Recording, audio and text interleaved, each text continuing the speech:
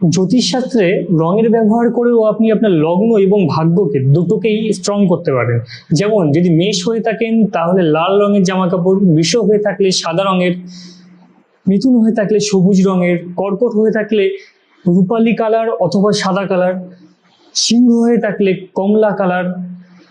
কন্যা হয়ে থাকলে সবুজ কালার, তুলা হয়ে থাকলে সাদা কালার এবং ধনু হয়ে থাকলে হলুদ কালার, বৃশ্চিক হয়ে থাকলে লাল কালার, মকর হয়ে থাকলে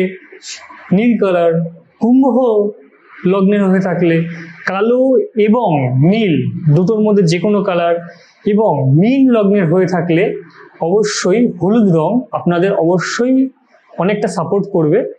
আপনার লগ্নকে এবং ভাগ্যকে স্ট্রং করার জন্য। কিন্তু ভাগ্যের ক্ষেত্রে আপনার ভাগ্যপতি স্থানে কোন রাশি অবস্থান করছে সেটাকে অবশ্যই দেখা উচিত, সেই অনুযায়ী রঙের ব্যবহার